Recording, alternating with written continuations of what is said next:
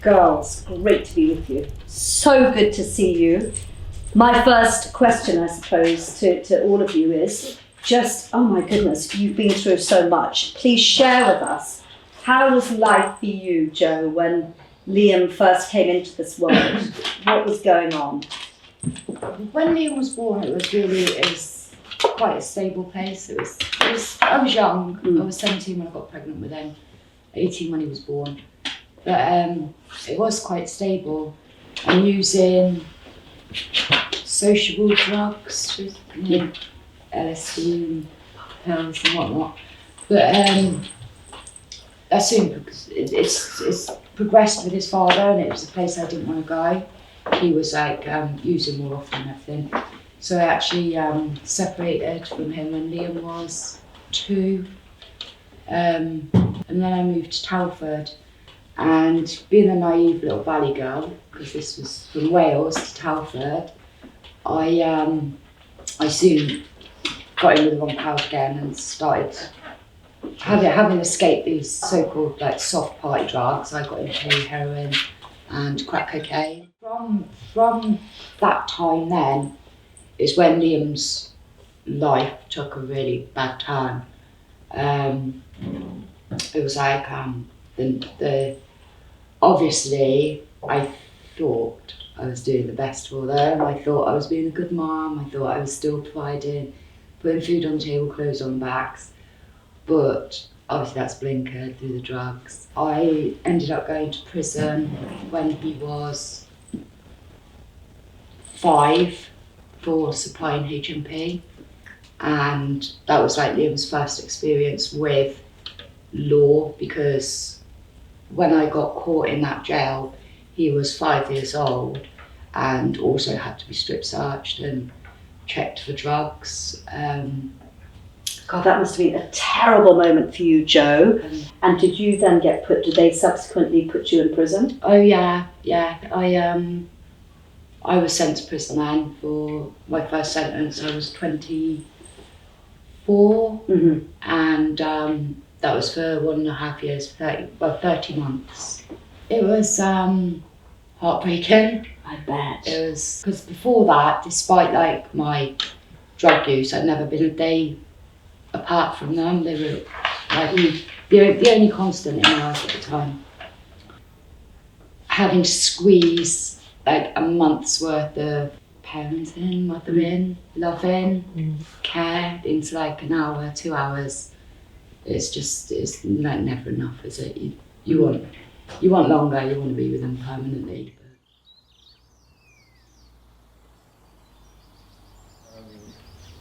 And we were just friends for 14 years. Then I got into a relationship with him after an abusive marriage, and I got pregnant about 6 months later, and he started visiting old friends, and I, being really naive, didn't understand why they would always go to the toilet to do their amphetamines together rather than do it, openly, and not realising they were in there sharing needles, and all of this was going on around me and I didn't even know, kind of thing. And I was getting exposed to more and more sort of dangerous places and people, and I didn't understand that it was as dangerous as it was, kind of thing.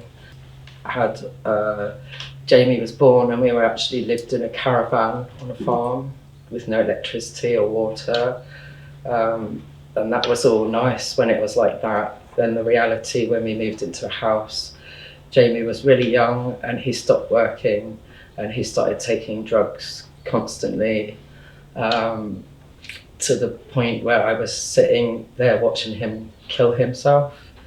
He was injecting drugs and then just shivering in a chair in front of our son.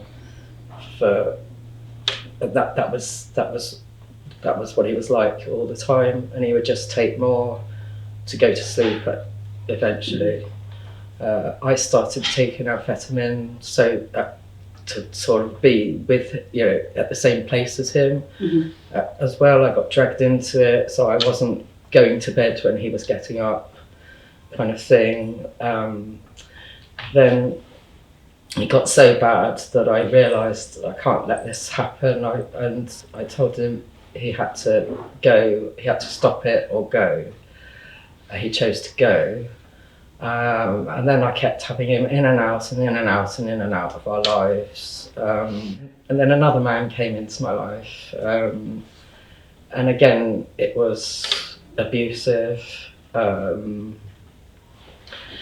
And it had a knock-on effect on me and the boys again, and everything started to go downhill. Mm-hmm. And again, I was on my own with Oscar when he was just before he was 2, and his dad made things really, really difficult, just kept pursuing. He was physically abusive to my middle son, who's autistic. The police were involved. Oscar didn't want to see him at all. And again, I was on my own with all 3 of them because I've got no family, I've got no friends. Yeah, and that is so tricky. I was very young. I was a young mother. He was the second child. He was 19, I had Ronaldo. I had another child, and he was 18 months in between. So I had the first one when I was 17, Ronaldo when I was 19. How young is that? Yeah. So I was with their father at the time. The father went away, I think it was 3 and 4. And then I brought them up since then as a single parent. But what were you kind of faced with him? What was he like when he was younger? Because then obviously he started getting into trouble. What kind of led him to that? He just fell in with the wrong crowd, I think, because he was fine growing up. He was fine at school. Then he did come into some anger problems, which he addressed himself and wanted help with. He was an amazing footballer from when he was young. I'd say from about the age of 8. He was scouted left, right and centre. So he went to several clubs, including Wolves and West Bromwich Albion.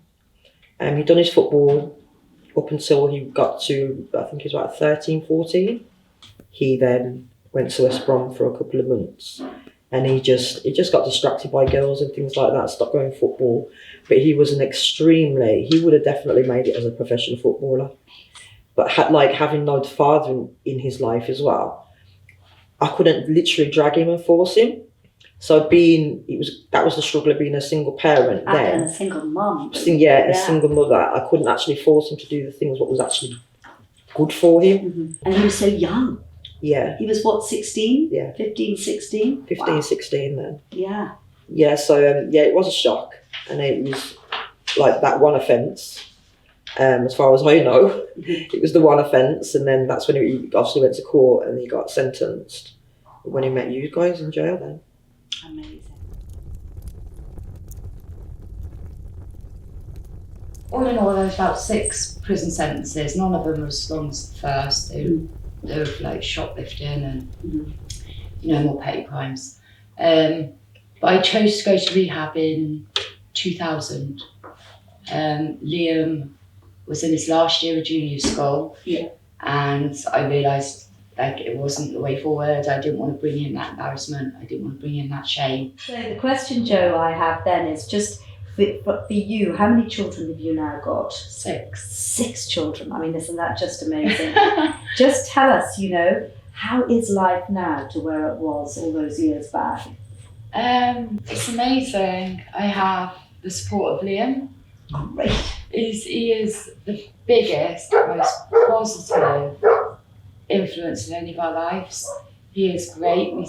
He comes with his smile and his words of wisdom, and he's just amazing. He lifts us all up. He keeps us all safe. He keeps us. It's just brilliant. It's really good. And I have no support, and it's been like a support mechanism, which I've always said that Jamie's experience with Key for Life sort of shows 2 different ways of looking at the for life part of Key for Life. It's like it opens up the key to their new life, but also you're there in their lives for life. For Jamie, you haven't dropped it. You know, his program finished a long time ago, and he's still had his ups and downs, but you've been constant there for him, and you've tried to find new opportunities and He's a great rider, things Leslie. that fit with him and Yeah. are for him, and he trusts you guys. You do become like a second part of the family. You gave me a hell of a lot of support as well. When Ronaldo was in jail, when he came out, we kept it all like a family group. He's now obviously a key worker with yourself, case worker, Fantastic. which I'm so proud of. Yeah, amazing. Helping you. He's actually helping my youngest Yeah. on his program. Yeah, Yeah, he's helping we spoke Oscar. about this that's right. earlier on. You've got to listen. You've got to talk, and you've got to really observe. Like I said, when Ronaldo got in trouble with the police, it was a shock to me. He did have quite a lot of anger problems, but getting in trouble with the police was quite a shock, and they do hide it. They do hide what they're doing. Yeah, along similar lines, because both of mine have real problems expressing their feelings, which I think a lot of young men do, because they're taught to, you know, to have that hard exterior, so Stick to up and speak. yeah. So I think it's making yourself emotionally available, which at times I wasn't. Be present in their lives. Yeah, definitely be present, be involved. Yeah. Question, talk. Yeah. And you know, if you can't do it on your own, then don't be afraid to reach out for help. Finally, it's been for me just amazing to be with the three of you today and hear what you've had to say, and it's been really inspiring on many levels. You know, you've all had immense pain, but you've come out of some very painful situations, and the children that I know so well, who are your children, we are just blessed to have them involved with the charity and to have helped them a bit. But more importantly, they are the future leaders of this country. So can I just say, from me, from everybody at Keep Alive, you girls smashed it. We have found this the most illuminating, insightful, as I said earlier, amazing sharing conversations. I'm just very honoured and privileged that you very kindly gave up your time to come and spend time with me and these other beautiful women this afternoon. So thank you to all of you. You're welcome. Great. Ronaldo, your mother smashed it, eh? So did Leslie, so did Liam's mummy, Jo.